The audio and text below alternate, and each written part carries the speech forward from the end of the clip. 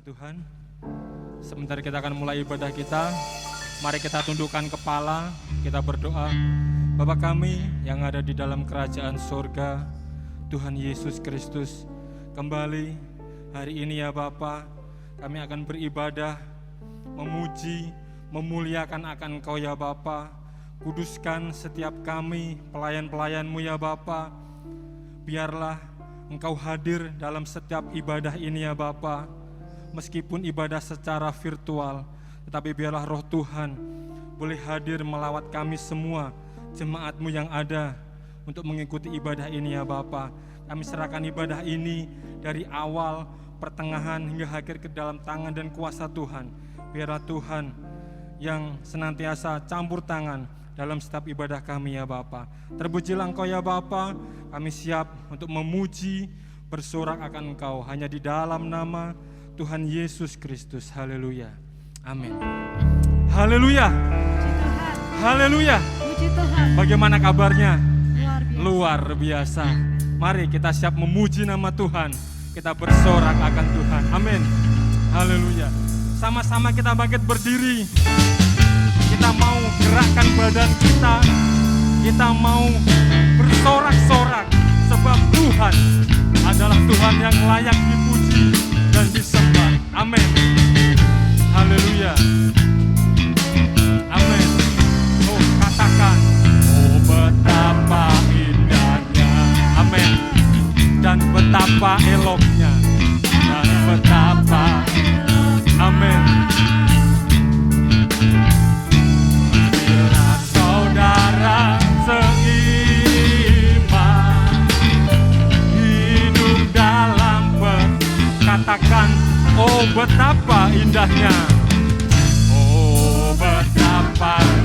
Amin. Haleluya. Dan betapa eloknya.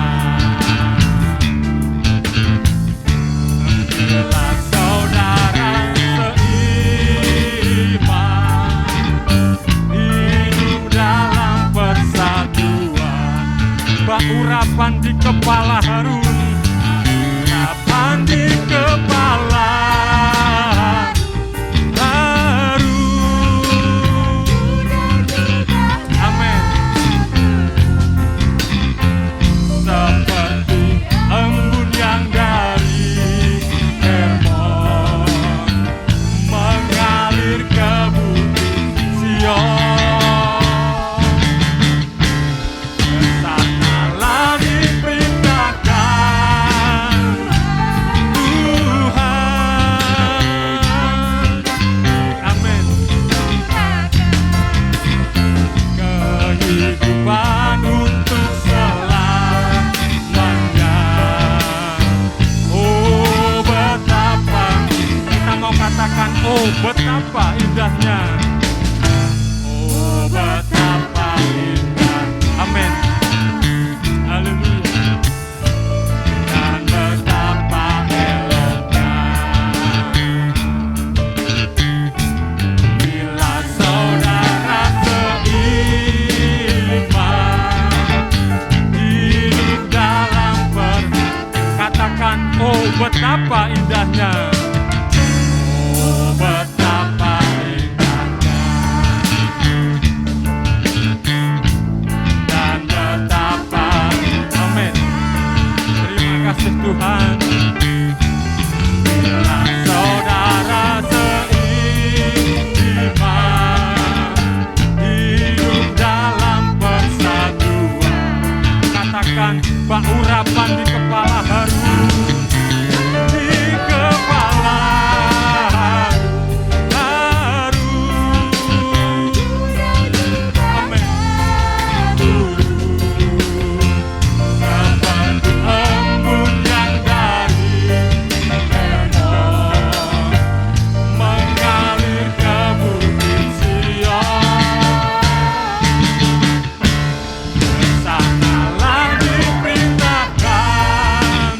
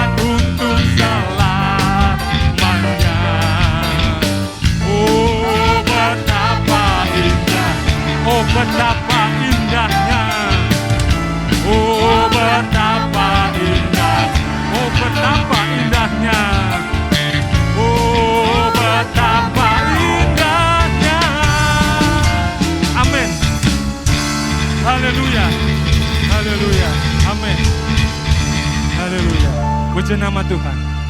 Kita siapkan hati kita untuk sebentar kita diisi oleh kebenaran firman Tuhan. Tuhan yang ajaib, Tuhan yang peduli, Tuhan yang sungguh mengerti di dalam setiap kehidupan kita. Semuanya dijadikan indah oleh Tuhan. Amin. Terima kasih Tuhan. Haleluya. Amin. Amin. Kau sungguh indah, tiada taranya,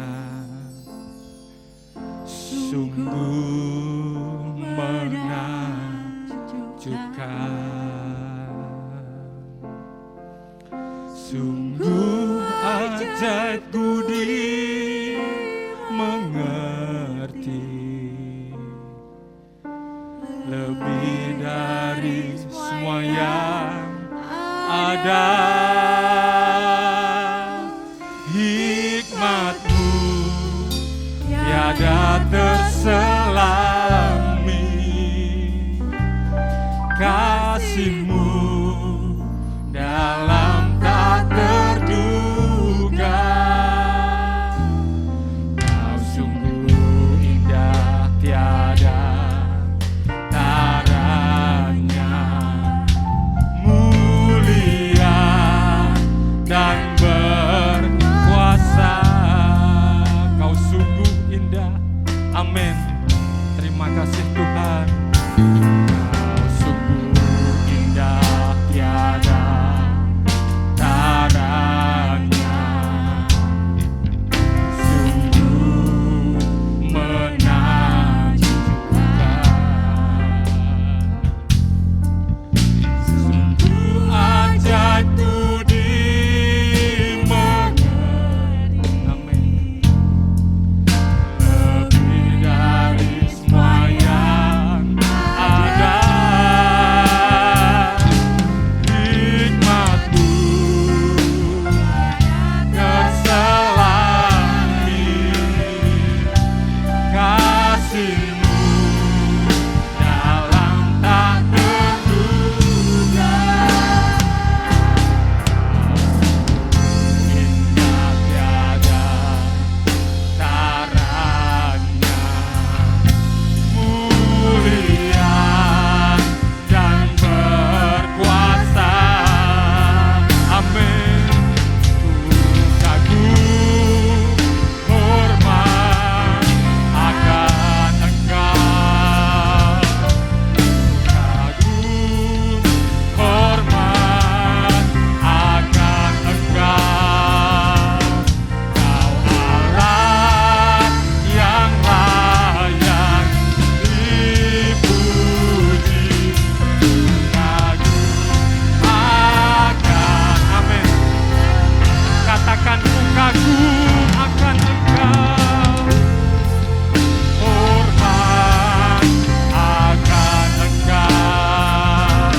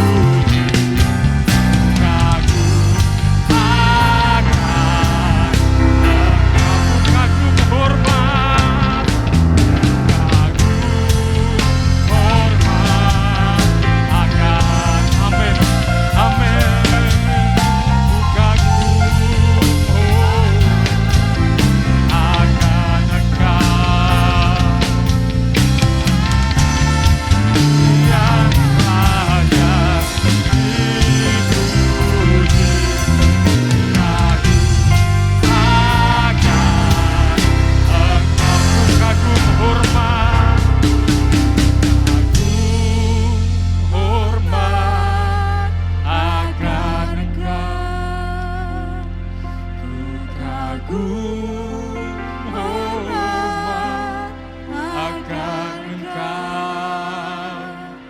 Kau Allah yang layak dipuji, kagum akan kagum akan kagum hormat, ku kagum hormat akan Engkau. Benar Tuhan, hormat akan Engkau. Kau Allah yang layak dipuji, ku kagum akan. Katakan ku kagum hormat akan Engkau, hormat akan Engkau,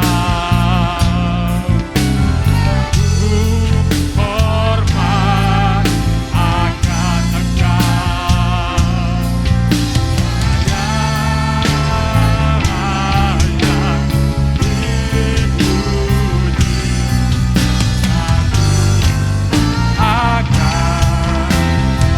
Kau Allah yang layak dipuji, Allah yang layak dipuji. Kagum akan. Sekali lagi katakan, Kau Allah yang layak dipuji, yang layak dipuji.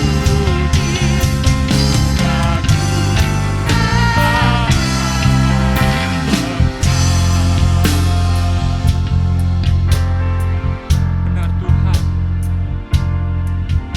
benar Yesus.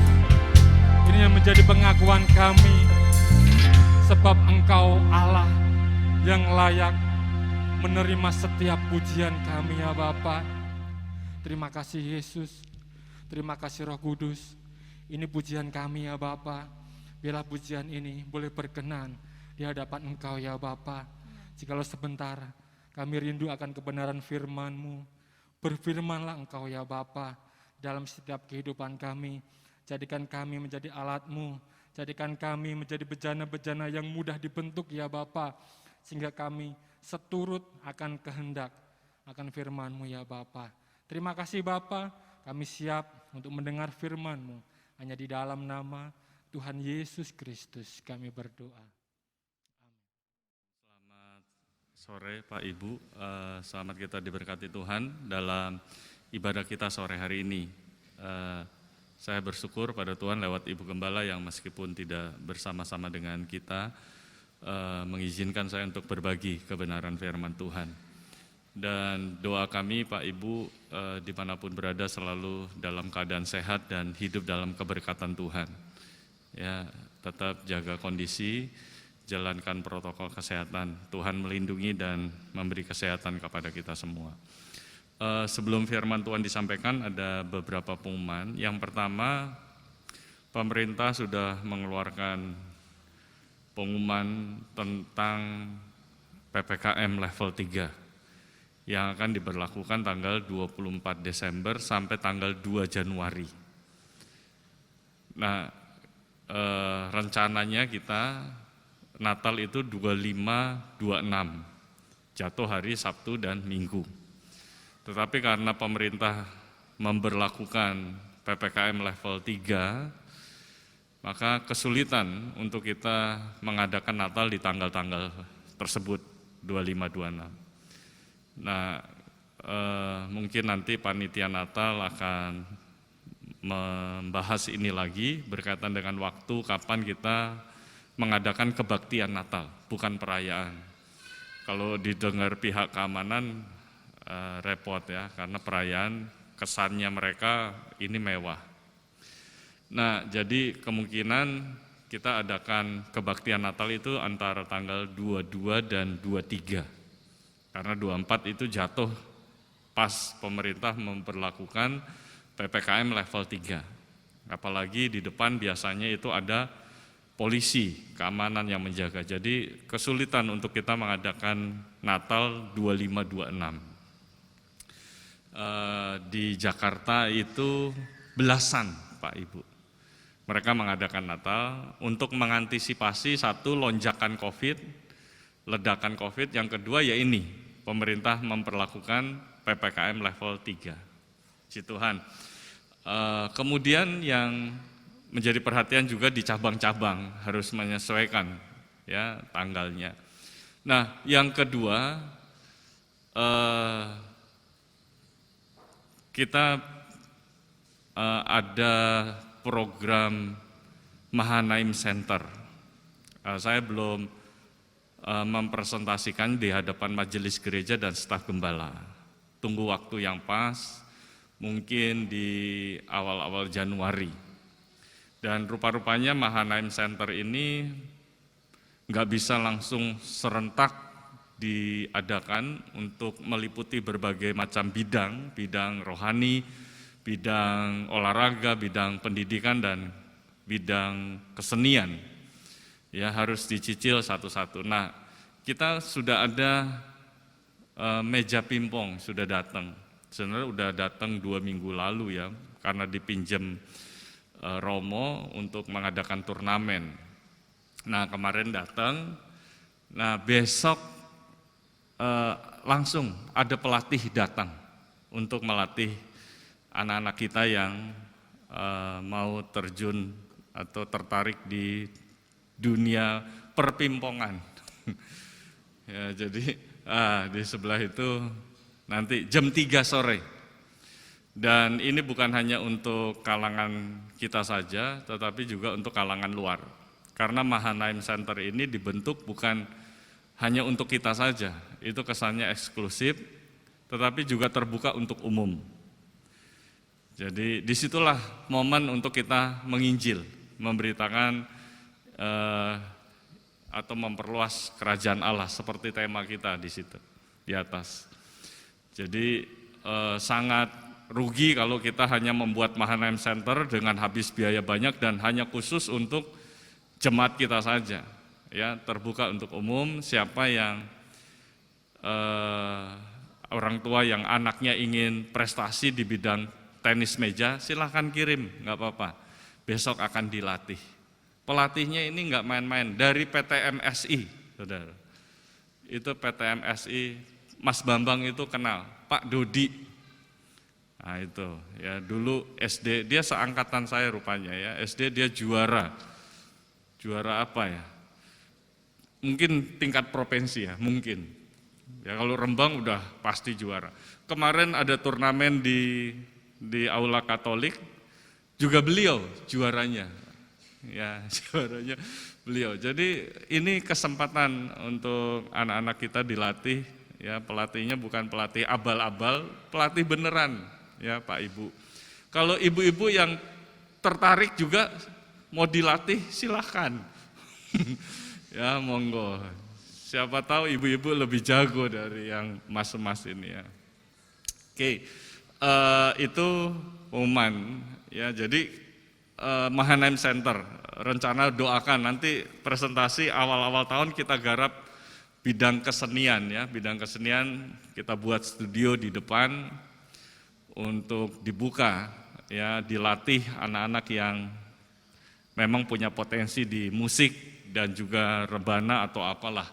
Nah, jadi dilatih di sana. Si Tuhan, doakan terus Pak Ibu, juga doakan untuk ujian saya minggu depan. Saya minggu sore udah berangkat mungkin ya, karena Senin, Selasa itu ujian.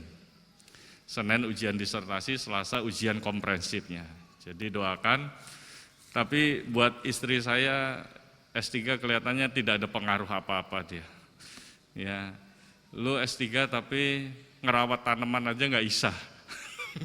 Saudara, kemarin cacing itu ya, cacing saya pelihara cacing untuk burung. Itu tanahnya habis, nggak tahu mungkin dikorek-korek tikus. Nah, saya lihat pot-potnya istri saya kan ada di mana-mana. Jadi saya kuras itu tanahnya, saya taruh di situ. Ya, kreatif bukan? Ya, jadi itu ngomel-ngomel saudara ya. Jadi istri saya ngomel-ngomel ya, singgung-singgung S3 tanaman aja enggak ya. Oke, mari kita masuk dalam kebenaran firman Tuhan dalam Injil Yohanes pasal 2. Tema kita tentang perubahan. Nah, Yohanes pasal 2, saya mulai dari sini. Kita baca langsung ayat 11 ya, untuk menghemat waktu. Kita sama-sama bangkit berdiri untuk menghormati firman Tuhan dan kita baca secara bersama-sama ayat 11. Di dalam nama Tuhan Yesus Kristus. 2, 3. Hal itu dibuat Yesus di Kana yang di Galilea sebagai yang pertama dan tanda-tandanya, dan dengan itu ia telah menyatakan kemuliaannya dan murid-muridnya percaya kepadanya. Puji Tuhan, terima kasih dan silakan duduk. Saudara, ini kita tahu peristiwa ini adalah peristiwa di mana Yesus mengubah air menjadi anggur. Dan Alkitab mencatat hal itu dibuat Yesus di Kana di Galilea sebagai yang pertama dari tanda-tanda. Ini adalah mujizat yang pertama kali Yesus kerjakan. Nah, menarik sekali kenapa Yesus mengerjakan mujizat pertama kali justru di tempat orang menikah, perkawinan. Karena memang ada beberapa alasan. Pernikahan atau keluarga itu ada selalu di hati Tuhan. Tadi pagi saya tertarik dengan doanya Om Iska. Ya, yang jomblo, yang sendirian, itu Tuhan kasih jodoh. Ya, bagus. Itu tertarik karena memang pernikahan itu ada di hatinya Tuhan. Ya, ada di hatinya Tuhan. Dari awal kitab Kejadian bicara tentang keluarga. Kemudian di akhir kitab Wahyu juga bicara tentang keluarga. Di mana ada perkawinan antara anak domba dan kita mempelai-mempelai wanitanya. Kemudian di kitab Matius diawali dengan silsilah keluarga. Di akhir kitab Perjanjian Lama juga bicara tentang pemulihan hati bapa kepada anak dan anak kepada bapa. Tentang keluarga lagi. Jadi keluarga itu ada di hati Tuhan. Nah, bukan hanya itu alasan yang kedua, saudara. Kenapa mujizat pertama Yesus kerjakan, tanda pertama, mujizat pertama Yesus kerjakan di sini, bukan Yesus menyembuhkan orang sakit, bukan Yesus membangkitkan orang mati, justru di perkawinan Kana Yesus buat mujizat itu. Karena bagi Yesus yang penting itu bukan ketika Yesus menyembuhkan orang sakit, membuat orang lumpuh berjalan, membuat orang buta melihat, orang tuli mendengar, bukan orang mati dibangkitkan, bukan itu yang penting, tetapi yang penting bagi Yesus adalah adanya perubahan. Di mana air menjadi anggur, ada perubahan. Dari yang biasa menjadi luar biasa, ada perubahan. Nah, Yesus menghendaki kita sebagai umat-umat Tuhan juga mengalami perubahan. Jangan kita menjadi anak-anak Tuhan yang dari dulu gitu-gitu saja. Tentunya kalau bicara tentang perubahan ke arah yang lebih baik. Kalau bicara tentang perubahan karakter Kristus, mengarah kepada karakter Kristus. Nah, Yesus menghendaki kita sebagai umat-umat Tuhan, sebagai murid-murid Tuhan, kita mengalami perubahan dalam hidup ini. Lihat peristiwa ketika Yesus mengajar, mengadakan satu perubahan, orang-orang tidak siap terhadap perubahan itu dan akhirnya Yesus tidak membuat tanda mujizat di desanya. Nah, coba lihat di dalam Markus pasal 6.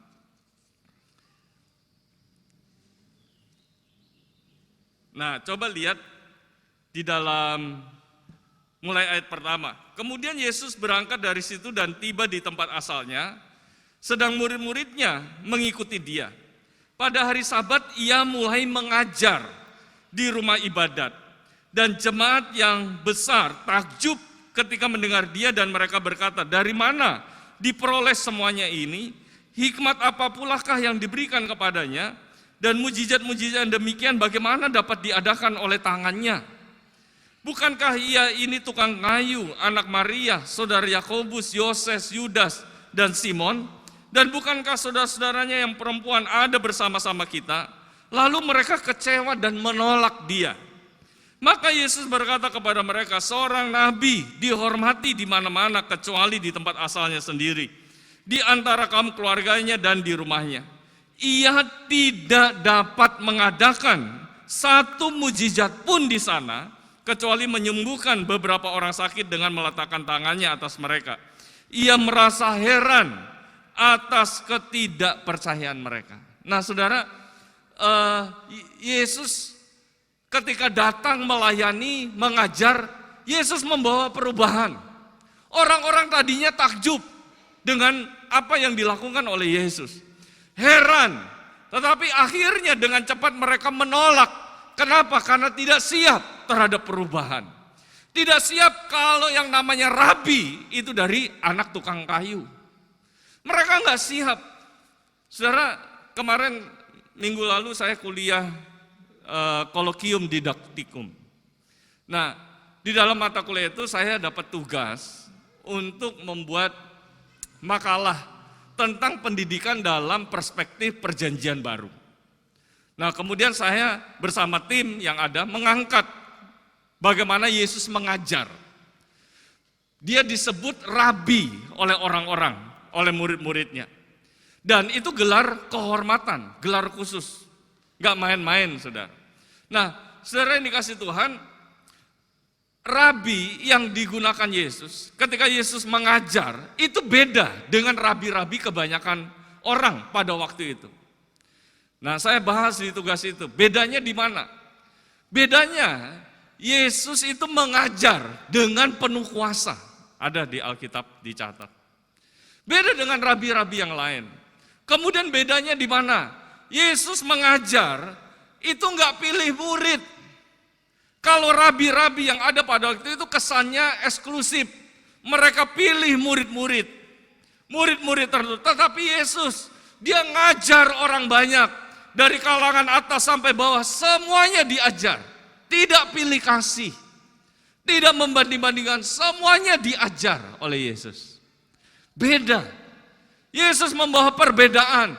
Yesus datang membawa perubahan. Sayangnya, orang-orang yang ada di sekitar Yesus pada waktu itu tidak siap terhadap perubahan. Kalau namanya rabi, itu bukan dari anak tukang kayu, itu harus kalangan atas, harus gini-gini dan sebagainya. Dan mereka nggak siap ketika Yesus membawa perubahan. Akhirnya mereka menolak dia. Dan puncaknya, memang Yesus menghendaki perubahan. Ketika orang-orang Farisi tidak siap terhadap perubahan yang dibawa oleh Yesus. Di mana Yesus menyembuhkan orang sakit pada hari Sabat. Itu perubahan, tetapi mereka nggak siap terhadap perubahan yang Yesus kerjakan. Akhirnya Yesus mengecam orang-orang Farisi itu. Celakalah, celakalah. Kalau saudara baca itu di dalam Matius pasal 23. Ada yang mencatat 7 celaka, ada yang mencatat 8 celaka. 8 musibah. Jadi saudara nggak siap orang-orang mengalami perubahan. Nah karena itu mari sore hari ini saudara dikasih Tuhan. Justru mujizat pertama Yesus kerjakan di perkawinan Kana. Ini bicara apa? Bicara perubahan. Bagi Yesus yang penting bukannya orang sakit disembuhkan, orang lumpuh dapat berjalan, orang mati dibangkitkan. Bukan itu yang penting. Tetapi yang penting bagi Yesus di mana ada Dia, di situ ada perubahan. Amin. Nah, karena itu mari kita sebagai umat-umat Tuhan, jangan sampai kita menjadi anak-anak Tuhan yang terus gitu, sami mawon. Tetapi kita menjadi anak-anak Tuhan yang siap untuk diubah Tuhan dan kemudian siap membawa perubahan. Amin. Amin Pak Ibu. Karena itu mari saudara yang dikasih Tuhan. Ada orang-orang yang nggak siap untuk diubah oleh Tuhan. Alkitab mencatat orang yang nggak mau berubah itu adalah orang yang bebal. Coba lihat ya, di dalam Amsal pasal 26,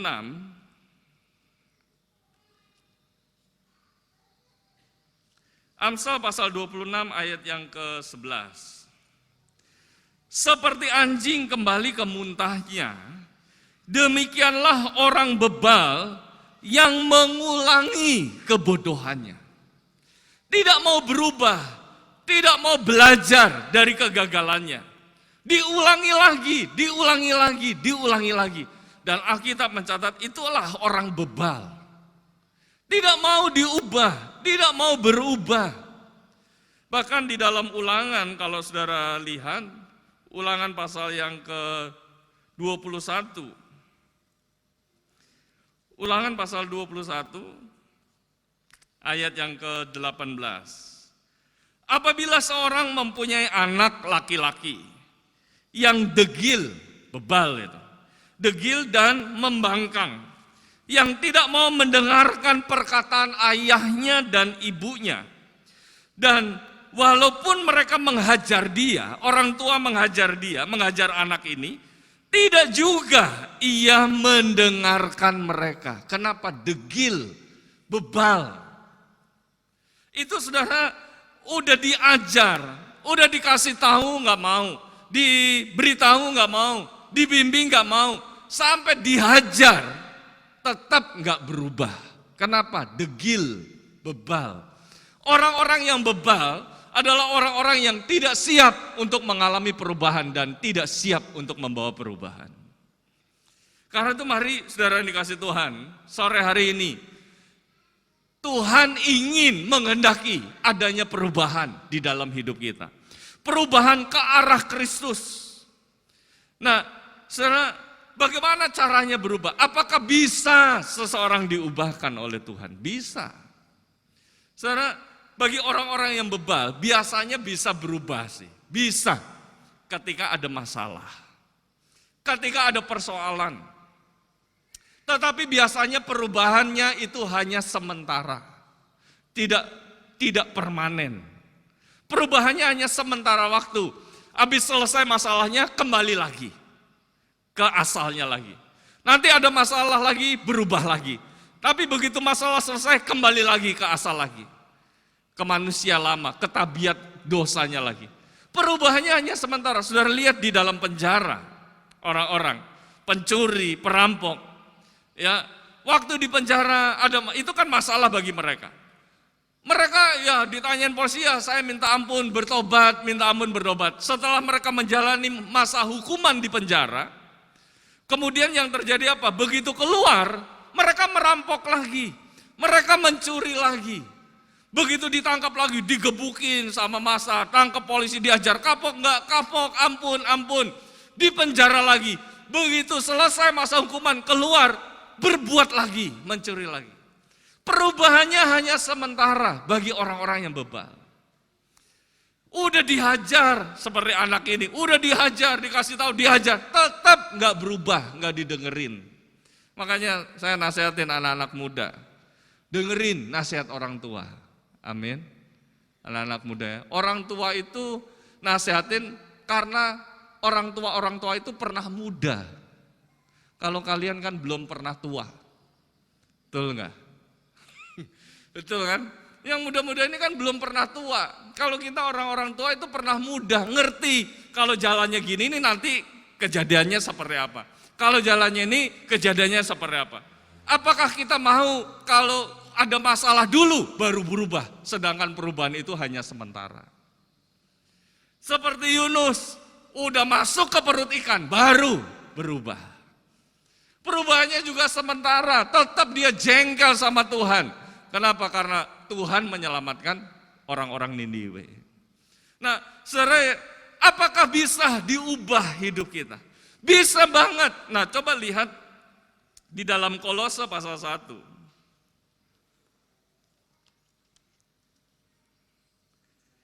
Kolose pasal 1 ayat yang ke-27. Bagaimana caranya supaya kita diubah oleh Tuhan? Karena ini penting, bicara perubahan itu ada di hatinya Tuhan. Sampai mujizat pertama itu bicara tentang perubahan. Nah, saudara lihat di ayat 27, Kolose 1. Kepada mereka Allah mau memberitahukan betapa kaya dan mulianya rahasia itu di antara bangsa-bangsa lain. Ini rahasia. Dan bagi bangsa-bangsa lain, itu sesuatu rahasia yang kaya sekali.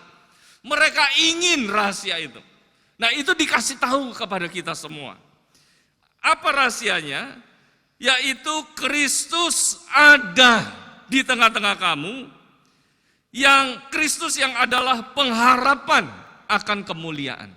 Dalam bahasa Inggrisnya, bukan Kristus ada di tengah-tengah kamu, tapi Kristus ada di dalam kamu.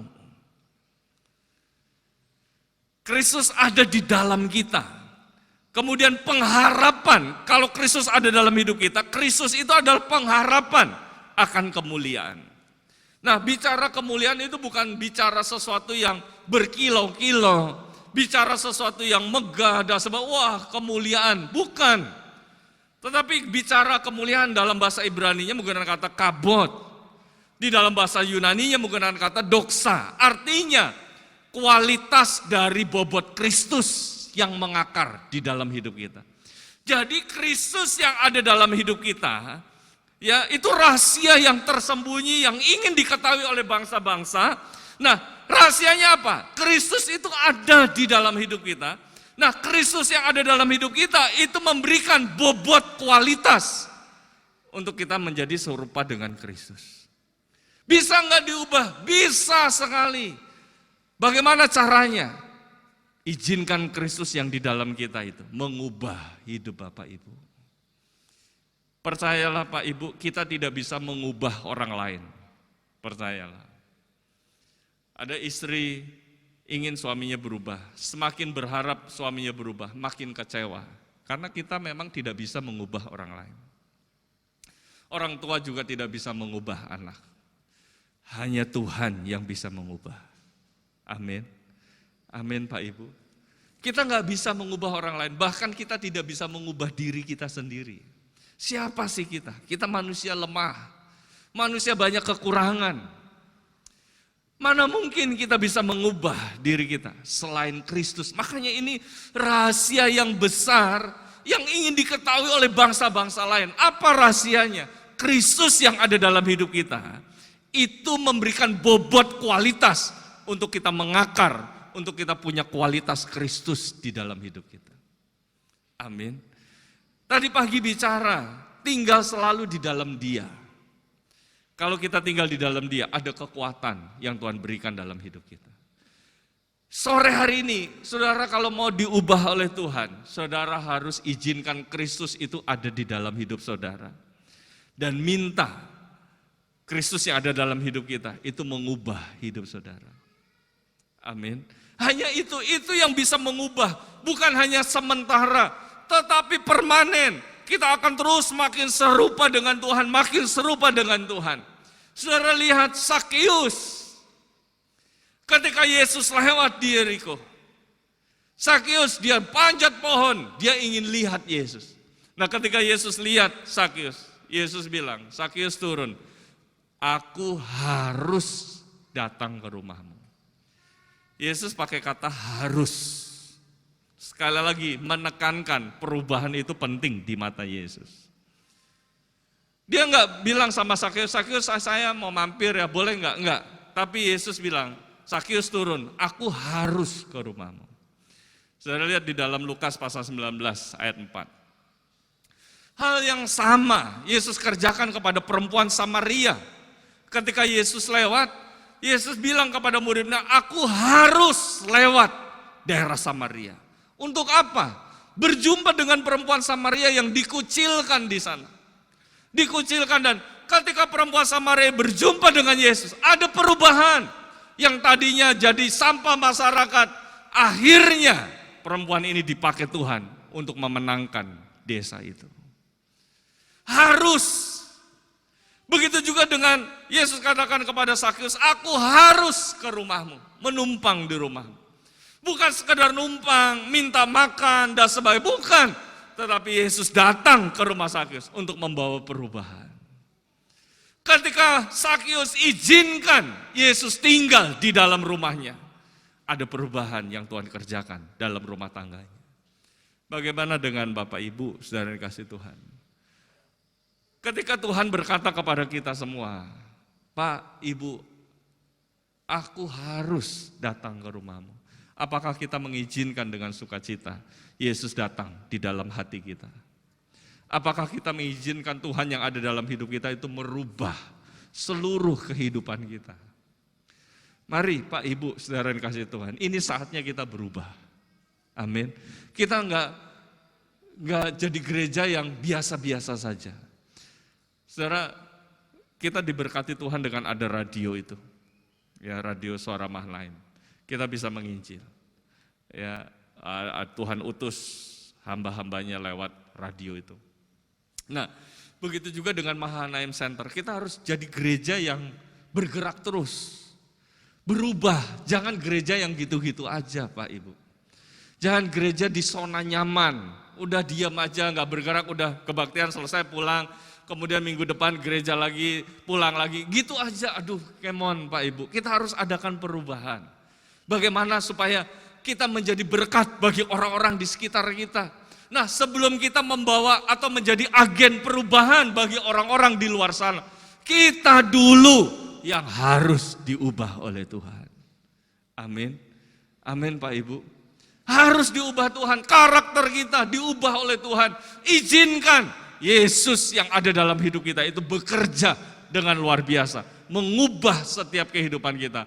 Sakeus aja, yang dari orang yang kikir, dari orang yang peras orang miskin, tekan orang miskin, diubah oleh Tuhan 180 derajat Pak Ibu. Perempuan Samaria yang jadi sampah masyarakat, dikucilkan orang, berjumpa dengan Yesus, diubah hidupnya jadi berkat, jadi saksi bagi orang-orang di desanya. Bagaimana dengan hidup kita Pak Ibu? Ayo mari kita berubah. Izinkan Yesus mengubah hidup kita. Ketika kita berubah, jadilah agen perubahan untuk membawa orang-orang lain mengenal kepada Kristus dan diubah oleh Tuhan. Tuhan memberkati kita semua. Saya minta tolong pelayan-pelayan musik. Firman-Mu boleh menguatkan kami Tuhan. Untuk itu tanamkan firman-Mu dalam hati kami. Jadikanlah menjadi pelaku-pelaku firman-Mu ya Tuhan. Kesempatan yang indah pada saat sore ini Tuhan. Kami satukan hati berdoa buat bangsa dan negara kami ya Tuhan. Yang dilanda oleh berbagai macam permasalahan hari-hari ini. Bahkan musibah demi musibah yang terjadi di bangsa ini Tuhan. Bahkan wabah corona Tuhan izinkan. Kami tahu semua ini Tuhan. Untuk menggenapi kebenaran firman-Mu. Sebab firman-Mu siapa percaya dan berseru akan nama Tuhan, akan memperoleh keselamatan yang datang pada Engkau Tuhan. Untuk itu Tuhan, berilah hujan pertobatan buat bangsa dan negara kami ini ya Tuhan.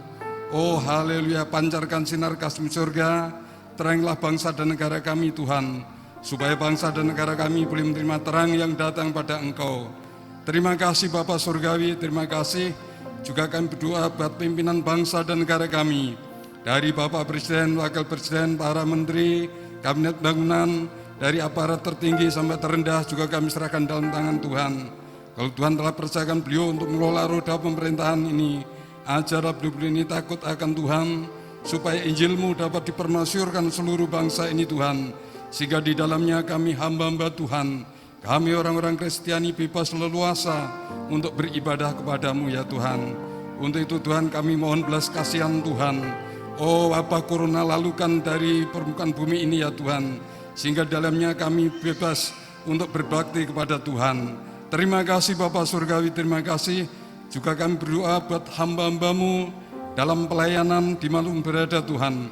Baik hamba Tuhan yang melayani di kota-kota, hamba-hamba Tuhan yang melayani di desa-desa, sekalipun jauh dari perkotaan pedalaman, dengar riuh hati hamba-Mu untuk menjangkau jiwa. Berkatilah jiwa-jiwa baru datang kepada Tuhan, di bendangnya mereka masing-masing Tuhan, supaya banyak jiwa-jiwa dimenangkan dan diselamatkan ya Tuhan.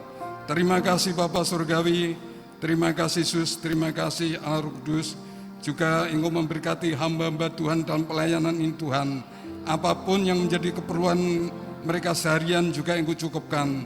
Jauhkan dari perkara-perkara yang tiada perkenan padamu. Oh haleluya, dalam pelayanan urapilah dengan urapan kuasa-Mu ya Tuhan. Sukacita Allah berlimpah dalam kehidupan hamba-hamba Tuhan. Terima kasih Tuhan, terima kasih.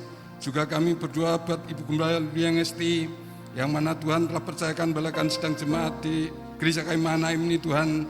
Juga Engkau beri kekuatan, kesehatan, beliau dimanapun berada Tuhan. Engkau lingkupi dengan kuasa-Mu ya Tuhan. Jauhkan dari perkara-perkara yang tiada perkenan padamu. Terima kasih Tuhan, terima kasih yang Engkau memberkati di tengah-tengah mencapai story. Apa yang menjadi kebutuhan hamba-Mu juga Engkau cukupkan ya Tuhan.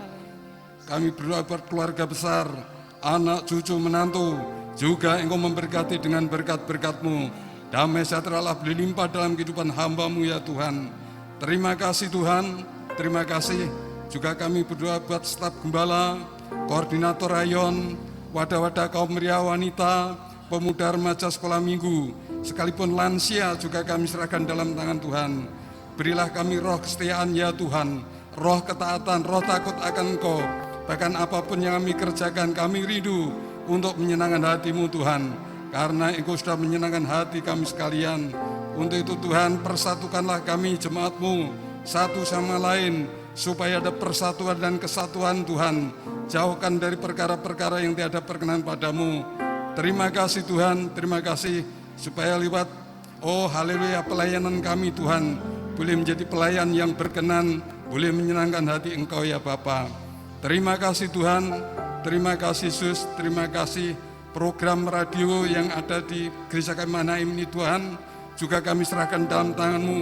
Biarlah setiap orang yang mendengar Tuhan, mereka boleh tergerak datang kepada Tuhan, bergabung dengan kami untuk beribadah bersama-sama Tuhan. Selamatkanlah jiwa-jiwa mereka Tuhan, sebelum Kau datang kali yang dua, sebagaimana Engkau telah selamatkan kami Tuhan. Sehingga bangku-bangku yang kosong, baik yang pusat, Gerudung Wetan, Dingrandu, penuh jiwa untuk beribadah kepada Tuhan. Terima kasih Bapa Surgawi, terima kasih. Juga kami berdoa buat saudara-saudara kami yang saat-saat mengalami sakit, tolong jamah Engkau sembuhkan ya Tuhan. Yang mengalami susah Engkau beri roh penghiburan, yang lemah Engkau beri kekuatan, sekalipun menyimpang dalam perjalanan yang telah berikan, kembalikan dengan tali kasih-Mu Tuhan.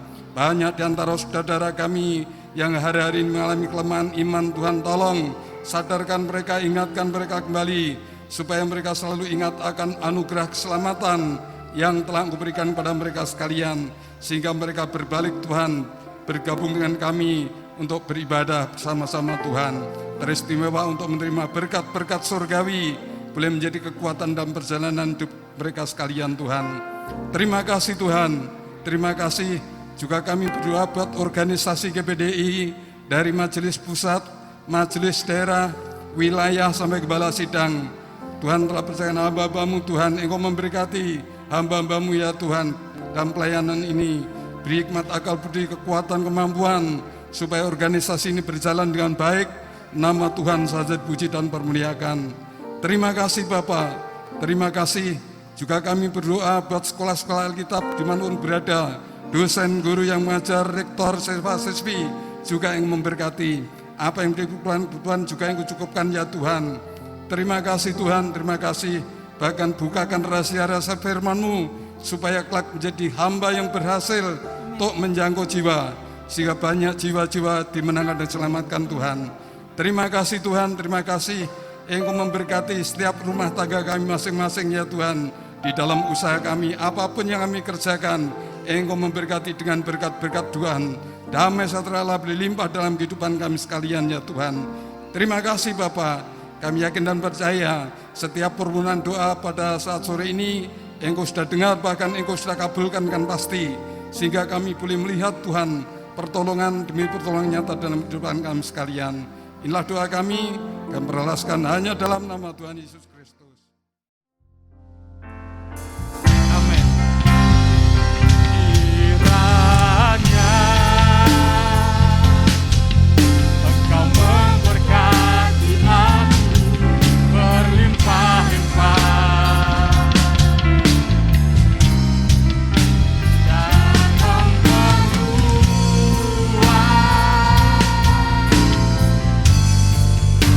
daerahku.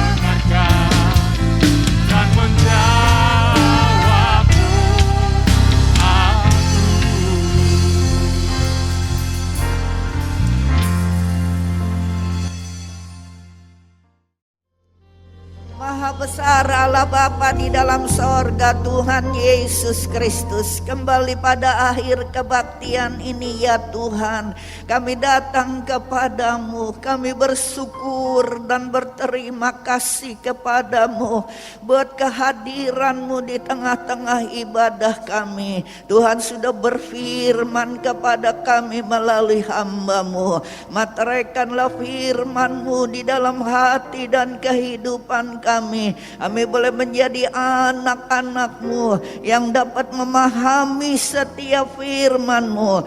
Bahkan kami boleh Tuhan menghayati setiap firman-Mu ya Bapa.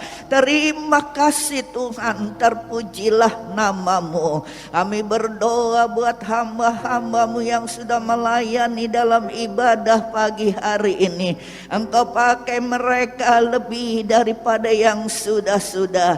Urapan kuasa-Mu selalu mengurapi pelayanan mereka, sehingga mereka selalu menjadi berkat-Mu di tengah jemaat-Mu ya Tuhan. Bahkan seberapa kami yang hadir beribadah kepadamu, berkat yang sama juga menjadi bahagian hidup kami. Berkatilah rumah tangga anak-anak-Mu dengan damai sejahtera.